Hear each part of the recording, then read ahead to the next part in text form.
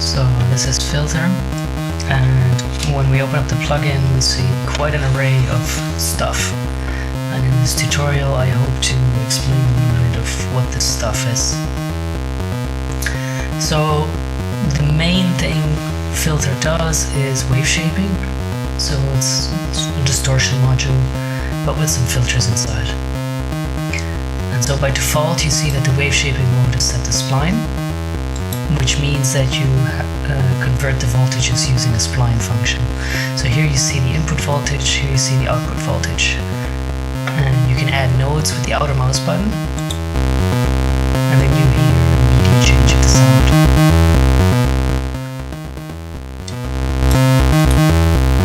Yep. So, let's just leave it at that for now. So the second thing is these two filter modules here, and they contain a pretty big array of different types of filters, and most of these are non-linear and they have fairly interesting characteristics, but they're also on the expensive side. So for example, if I pick this one,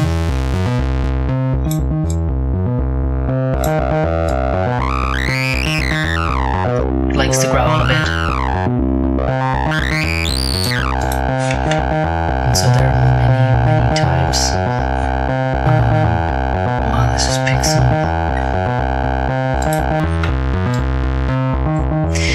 So one thing you need to keep into check with Filter is your input gain, because as you push the signal more, you get more interesting harmonics based on the non-linearities in these filters. You can it saturates pretty nicely.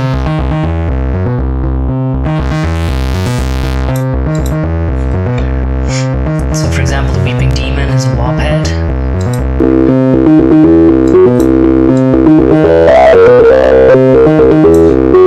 A bit much on the gain. So you can link the gain with this button here, as you can see. And to protect your ears, you can also enable output clipping or input clipping. Filter also has oversampling, but be careful with this because it really increases the CPU cost a lot, and most filters don't really need it. Yeah.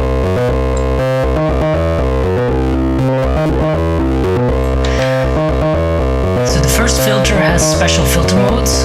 I would recommend being careful with these three because they're not super stable, but the others should all be usable pretty much just like that.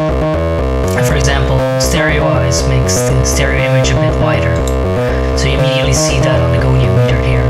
So this is the stereo image right here, and you also hear it, of course.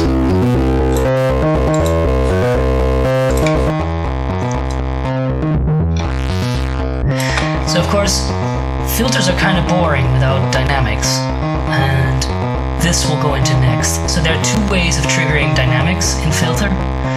There's by RMS, by MIDI, or alternatively in a different way by MIDI, where it also takes into account velocity information. So for the RMS mode we have to set the threshold properly. So let's see if we can pull this up here. So let's say we want to make this filter dynamic. Then we enable dynamic. Now we also see a yellow curve appear. It's 0 because the threshold is way above the signal level. So this is the input signal level. And if we pull the RMS down, we'll see that this line starts responding. And how quickly it responds we can set with the attack and the decay parameter here.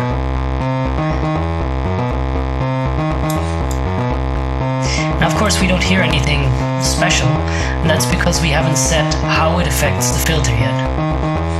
And so we do this by hitting outer mouse button on the cutoff here.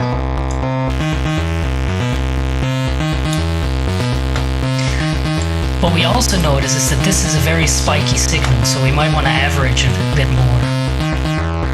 See, now it's a bit less spiky.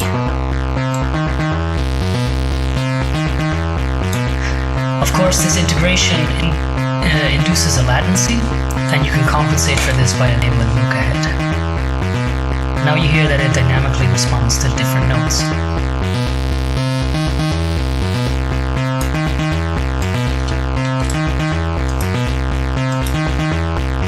Same can be done for the cutoff, and similarly for cutoff and resonance of filter 2, and for this drive here and the post gain, in case you want some ducking.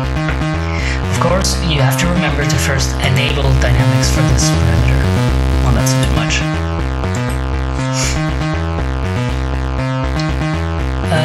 So, next feature is key tracking. So now it does key tracking based on the incoming MIDI notes. But there are other filters where this is more apparent. Now you clearly hear that the resonance peak is following the notes. If I turn the key follow mode lower, then you hear that it stops following. Double click resets to default. So, I really recommend playing some with these filters because some are quite unique, I think. I mean, I spent a lot of time on them. This one is maybe not so useful on this sound.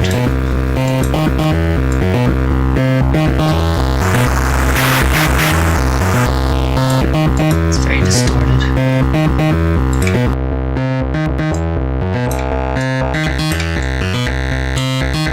Okay.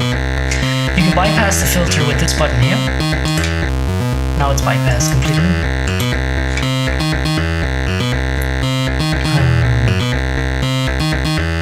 Let's say we go to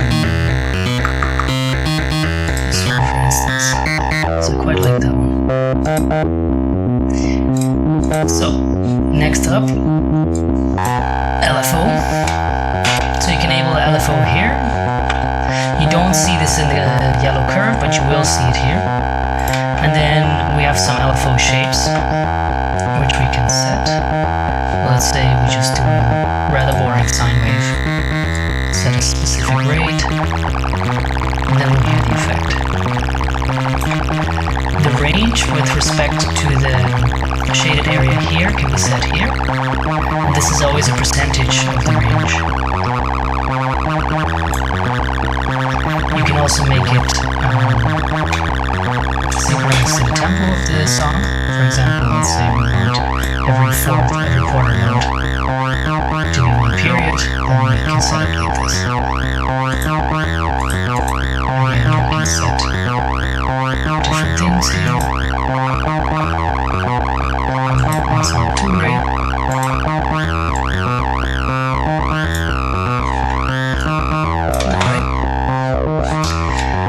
So now for the second mode of triggering, MIDI trigger. And when MIDI trigger is enabled, it uses incoming MIDI signals to trigger the dynamics. So now you also see that the incoming dynamics curve is much more regular. And so on every MIDI note, it resets the curve, as you can see. MIDI node 2 does the same, but it also takes into account the velocity that comes with the note. Of course, you just have attack and decay, as you would expect. And you can make them longer with these multipliers here. And then there's a second mode for the MIDI functionality, which is legato, which means that the MIDI node only stops when there's no MIDI node playing. So it's like legato playing style. Maybe I can take a different cut for this.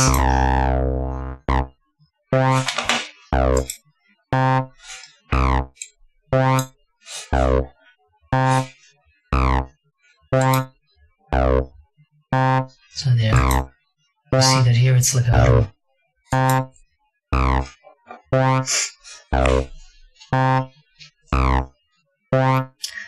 So the last feature is dynamically modulating the shaper, which can be used to simulate compressors and stuff. So here you see that now, based on the dynamic variable, the shaper is either engaged or not engaged.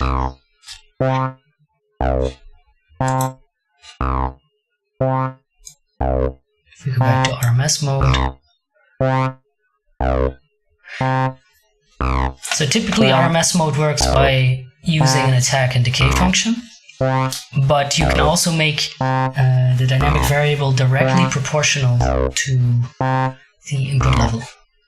In this case, you enable RMS mode,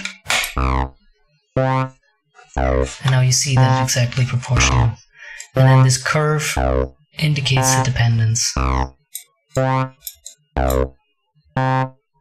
now it follows it exactly. This makes it steeper or less steep. Inverting it makes the dependence exactly opposite. And this is also reflected in the wave shaper here. Alright. Then we have different wave shapers.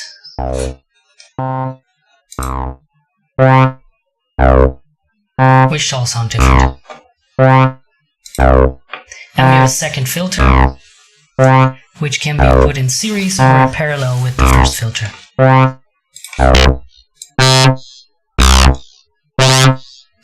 Here are the different modes. So serial doing this means that the filter is run twice on the signal, and there's a distortion after every filter. Whereas serial only applies the distortion after the first filter. The same goes for the parallel modes.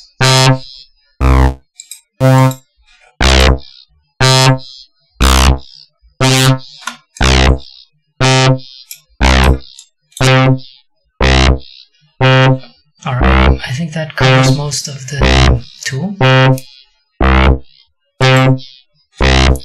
I'll go through some of the presets just to give you an idea of what can be achieved.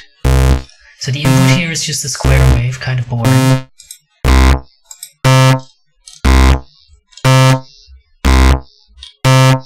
But you can get really crazy sounds with it.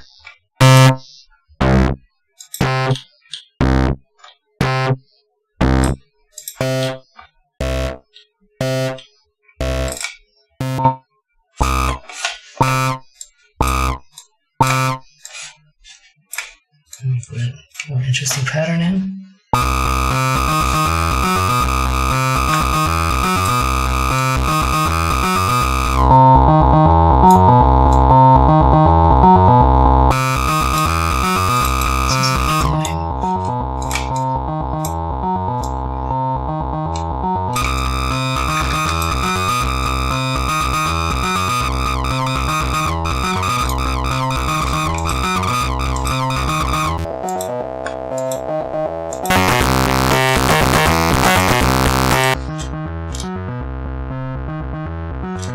These are some presets that I didn't make, but that can be found on the forums. They're made by Eliseed. Or Eliseed, I'm not sure how to pronounce it. But she made some quite nice presets for this thing.